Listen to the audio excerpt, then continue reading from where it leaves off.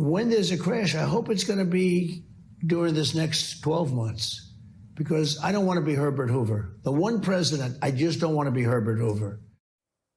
Okay, that was Donald Trump actively rooting against the well-being of this country and the American people, saying he hopes the economy crashes this year because he, quote, doesn't want to be Herbert Hoover. Well, Trump got his wish. A new poll out today shows that he is not Herbert Hoover. He's actually way, way worse. The poll of historians and scholars ranks every president in U.S. history from best to worst. And while Herbert Hoover received the 36th spot, Trump is ranked dead last at 45. Behind the likes of Richard Nixon, Franklin Pierce, even William Henry Harrison, who died 31 days after taking office. Joining me now is NBC News presidential historian Michael Beschloss. Michael, you got to be pretty terrible to be ranked below James Buchanan, Civil War failure, pre-Civil War failure, and a guy who only lived for 31 days as president. Your thoughts? Yeah, I'd say so. And Richard Nixon, who would have been impeached and probably put in jail if it weren't for a pardon by Gerald Ford, don't you think? I would think. Let me put up the top 10. I have to begin by asking, am I actually getting to talk to the #1 New York Times bestselling author of Medgar and Murley as of this week? Everyone give their congratulations to Joy. That's not an easy thing to do, and the book deserves it. Thank you. And I think it was your blurb. I think your blurb did it. I do believe that's what did it. I wish. Glad to take the credit, but it doesn't deserve it. Thank you so much, Michael. I appreciate you. You are a good friend. You're a good guy. Well, let's talk about these rankings. I'm obsessed with these rankings, by the way. I cannot wait for them to come out every year. I don't know if you're on this committee, but I'm obsessed with it. No, I'm Here not. are the top 10. You're not on it. Well, here are the top 10. Abraham Lincoln, who always ranks up the top, usually George Washington, and here at the top. FDR moving up into #2. He moved up. Yep. Jefferson's still there, despite the gulag with an enslaved person under his bedroom. Barack Obama jumps up to #7. Harry Truman, Eisenhower. Kennedy standing up there at 10. Lyndon Johnson at 9. Do you agree with these rankings?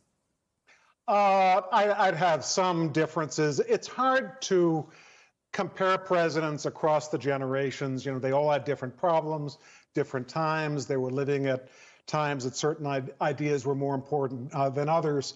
I mean, for instance, Theodore Roosevelt, I don't know when historians are going to wake up to the fact that the guy used terribly racist rhetoric, very white supremacist. The 1912 Theodore Roosevelt Progressive Party Bull Moose platform was for segregation of the races in America. So I'm not sure how long that's going to stick. Right. I mean, Woodrow Wilson used to always get in the top 10. He used to drive me nuts. I'm like, this guy was a horribly racist monster, but he dropped out, right? So he's gone down. I'm interested in some of the movement. Andrew Jackson used to get ranked highly. He's dropped out of the top 10, which I think is a good thing. He's now at 21. He's down 12 places since 2015. And as I mentioned, Woodrow Wilson, he's down 5 points since 2015. Right. Some of those are good. What do you think about the idea of Barack Obama being so high? Because I think he used to be 11 and now he's 7. He's moved up. Well, I think he has moved up, and I think he will move up further. And as far as Andrew Jackson is concerned, it shows that, you know, historians can do the right thing. It takes us a while. He was president in the early 19th century.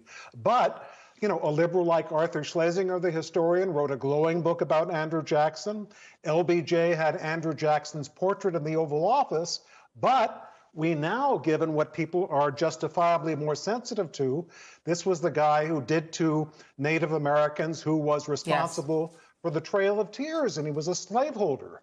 Why should he be that high on the list? Agreed. Let's talk about Joe Biden. Joe Biden is at 15. What do you think ultimately his ranking ends up being? Well, I think it is possible, and I'm not 14. saying that he's Harry Truman, not saying that he's FDR, Fox News, hold your fire. But what I would say is that people may very well say that there were elements of greatness in Joe Biden that a lot of people did not expect, that were actually rather similar of Harry Truman, who had decades of experience, loved democracy, willing to make tough calls. Yeah. And let me show you this. There was a Nazi march this weekend in Nashville that really was reminiscent of what happened in the 1930s. We are in the year that is reminiscent of 1924, the year that the Democratic National Convention was nicknamed the Klan Bake. That was 3 years before Donald Trump's father got arrested at a Klan riot. So that period in the 1920s feels a lot like today. Do you agree with that? I totally agree. 1924 was the apex of the power of the Ku Klux Klan in America.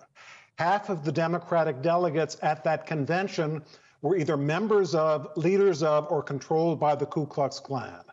The Democratic Party, in contrast today, was a Southern racist party. Thank God we've come that far, but the Nazis and the Klan are still there. The last thing I've got to bring up, because it is a little bit fun. So the rankings by Republican, by ideology, Donald Trump among the Republicans who made the rankings of best and worst presidents, they ranked him at 41. The Democrats ranked him at the bottom, 45. Independents, bottom. Conservatives, 43. Liberals, 45. Moderates, 45. Everyone agreed, including the Republican rankers, that he's terrible. He couldn't get higher than 41, even with the Republican rankers. What do you make of that? Yeah, I just can't imagine why someone who was twice impeached and wanted to suspend the Constitution and waged a coup d'etat, an insurrection that might have led to the deaths of leaders of Congress, would rank so low. But could I ask a final question of you, Joy? Yes. In honor of President's Day, may I bring you a bottle of Donald Trump perfume? I might actually toss that out or regift. If you bring me that, I might regift. No gold shoes. No gold shoes. Yeah, I think not. I think not. Michael Beschloss, we'll regift. Right. Thank you. Thank you, my very dear. much. Good night. Thank you, my friend.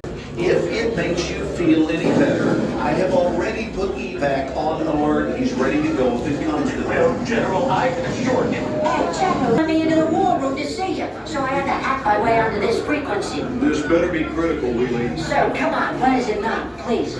Okay, couple of things. I'm running low on the dough. I was thinking about taking a couple of months sick leave, maybe starting today. And, oh yeah, I intercepted a transmission from Megatron. Then send it through. Yes, sir, right away, sir. And so I'll assume that we're going on the other stuff.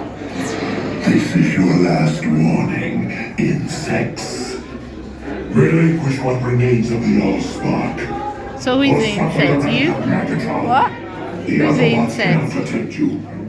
They will defeat it on our world, and we will defeat them here. The Megatron. This was just a diversion. Security teams bring up. Rabbit, she's already inside. Deeds! Give me an update on that reserve. What's readiness? What was his name? What was it? Evac, sir. Right, evac.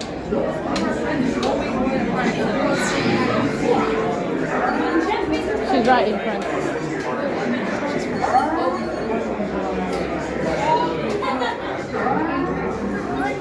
We are facing a heavy sustained attack.